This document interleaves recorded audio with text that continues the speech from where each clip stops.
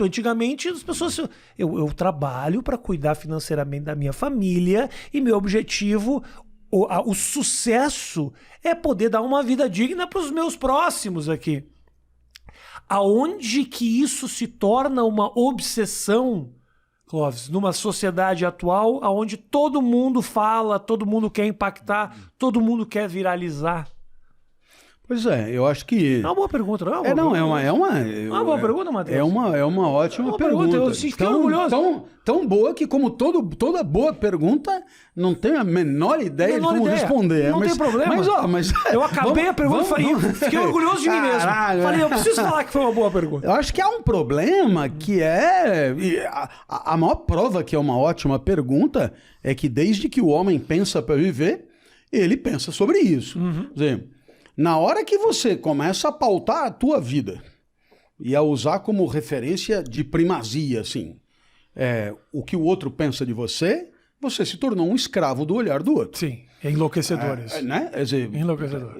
Por que você não vai fazer isso? Porque você imagina o que vão dizer. Bom, então, tudo bem. Saiba que você se tornou um escravo, porque o escravo é aquele cuja vida é definida por uma vontade exterior à sua própria consciência. Né? Então, deixa eu ver aonde que vai dar mais like, view e não sei o quê, para eu poder dizer o mais adequado. Né? Então, pra você ter uma ideia, tinha lá os pensadores mais antigos mesmo, pouco importa as escolas e tal, que isso é tudo muito chato, mas... alguns deles muito preocupados com isso, eles tinham um verdadeiro treinamento contra isso. E qual era o treinamento?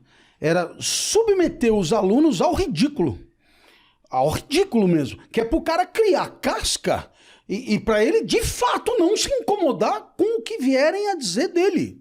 Então poderíamos pensar, né, em alguma coisa como um treinamento para a vida digital, que é você, na escolaridade, você ser submetido a um bombardeamento, tipo cancelamento, demolição, sei lá como chama, devastação e tal, para você aguentar o tranco e assim, quando for para valer, você está muito mais preparado. Tá. Porque no final das contas, ninguém está preparado para ver milhares de pessoas te detonando. Ninguém está preparado para isso. Execração pública. Né? Execração. Então, qual é a graça?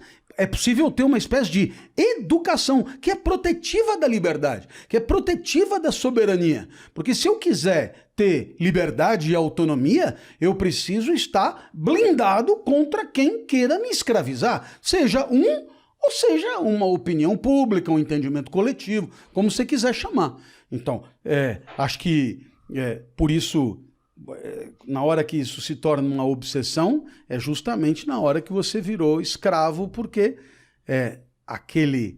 o olhar do outro e a avaliação do outro assumem a primazia como referência das tuas tomadas de decisão.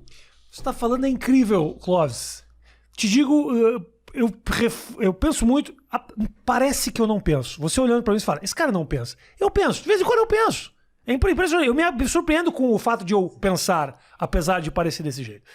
E o que você está falando é incrível, porque a gente fala muito sobre o tal do bullying, o tal da crítica negativa. Vamos pegar um pouco mais leve, não vamos ofender. Como que isso impacta as pessoas? Isso destrói vidas. E eu acho que esse fenômeno não tem como frear. A crítica, o peso, as redes sociais te possibilitam ser voraz, ser raivoso o tempo inteiro.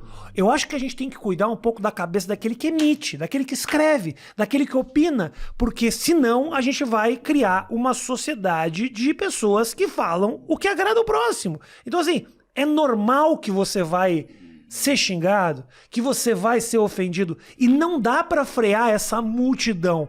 O que você pode controlar é como você recebe essa crítica e como que isso vai te moldar. E ninguém fala disso. Não, mas a gente quer frear a crítica, não. mas a gente não quer falar claro. de como você pode absorver essa crítica. Claro.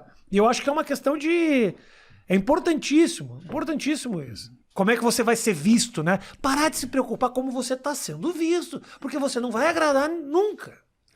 Se você imaginar que na tua vida dá para dividir as situações entre aquelas que você que faz acontecer e aquelas que acontecem sem a tua participação e que te afetam.